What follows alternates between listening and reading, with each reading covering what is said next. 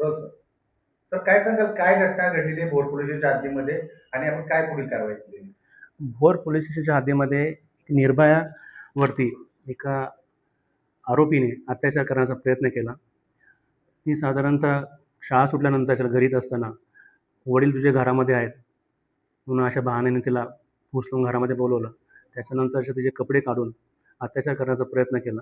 परंतु मुलीने सांगितलं की तर तहान लागली आहे. तहानला पाणी पिण्याच्या बहाण्याने ती किचनमध्ये गेली. किचनच्या पाठीमागे दरवाजातनं ती विनावस्त्र घरातून पळून गेली.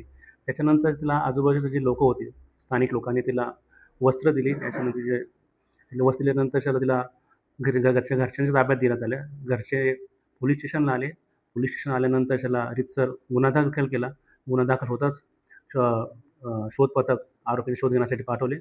त्याच्यानंतर त्याला आरोपींना 24 तासाच्या दरम्यान साधारणतः सातारा येथून अटक केली. साताऱ्यातून ताब्यात घेण्यात आलेलं आहे. पुढील तपास पोलीस करत आहे. याच्यामध्ये PSI आरोपीचं खोत वय साधारण किती आहे? आरोपीचं वय साधारणतः 34 वर्ष आहे. काय उद्योग? तो शिरोळ येथे कामाला आहे. कंपनीत कामाला आहे. एमआयडीसी कंपनीत कामाला आहे. तर पुढील काळात अशा घटना घडू नयेत यासाठी काय पावलं उचलणार?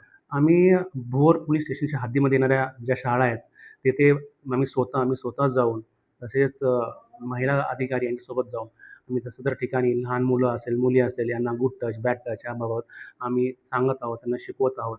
त्यांना इव्हन सेल्फ डिफेन्ससाठी काय करायचं, काय नाही याचा सर्व आम्ही त्यांना नॉलेज देत आहोत आणि अवेअरनेस करत आहोत, जेणेकरून त्या अशा प्रसंगातून सुटतील आणि पुढचा जो काही अनर्थ होणार आहे तो टाळला जाईल.